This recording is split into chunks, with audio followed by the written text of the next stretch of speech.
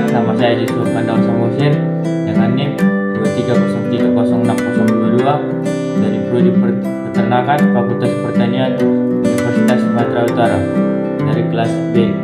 Baiklah, di sini saya akan menjelaskan proses pencernaan lipid dan metabolismenya. Di dalam rumen, retikulum pada ruminansia melibatkan beberapa tahap penting seperti lipolisis, biohidrogenasi, dan sintesis asam lemak oleh mikrobia rumen. Yang pertama, lipolisis. Lipolisis adalah proses pemecahan lipid atau lemak menjadi komponen-komponen dasar mereka, yaitu asam lemak bebas dan gliserol. Dalam rumen, mikrobia rumen terutama bakteri lipolitik memproduksi enzim lipase yang memecah trigliserida dan fosfolipid yang berasal dari pakan menjadi asam lemak bebas dan gliserol. Proses ini sangat efisien di rumen dan terjadi dengan cepat setelah pakan masuk ke dalam rumen. Yang kedua, biohidrogenasi. Biohidrogenasi adalah proses di mana asam lemak tak jenuh diubah menjadi asam lemak jenuh oleh mikrobia rumen. Proses ini terjadi dalam beberapa tahap. Tahap awal, isomerisasi asam lemak tak jenuh menjadi isomer konjugasi. Tahap selanjutnya, reduksi ikatan terangkap pada asam lemak tak jenuh konjugasi menjadi asam lemak jenuh. Enzim yang terlibat dalam proses ini pertama adalah enzim yang diproduksi oleh bakteri rumen seperti Butyric fibrisolven. Tujuan utama dari biohidrogenasi adalah untuk mengurangi toksisitas asam lemak tak jenuh yang tinggi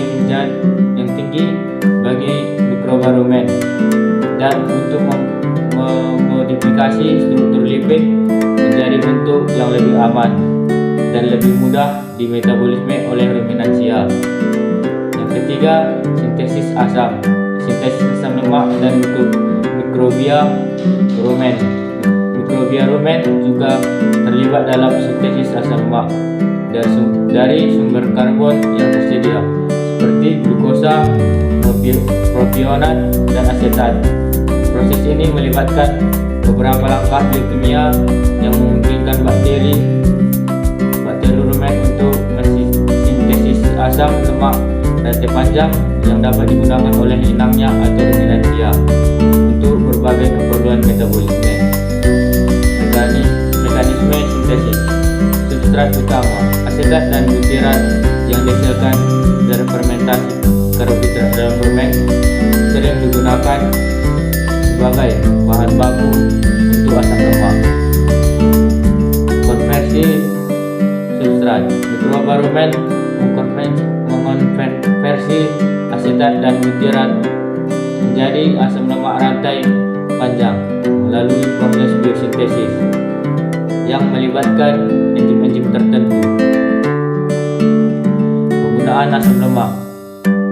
Asam lemak yang disintesis ini dapat dimanfaatkan oleh inang untuk berbagai keperluan seperti penyimpanan energi, pembentukan membran sel, dan produksi hormon. Jadi kesimpulan yang saya dapat adalah dalam sistem pencernaan ruminansia, pencernaan lipid melibatkan serangkaian proses yang dimulai dengan lipolisis oleh mikroba rumen, diikuti dengan biohidrogenasi asam lemak tak jenuh jadi asam lemak jenuh, dan diakhiri dengan sintesis asam lemak oleh mikroba rumen. Proses ini memastikan bahwa lipid dalam pakan dapat dimanfaatkan secara efisien oleh hewan untuk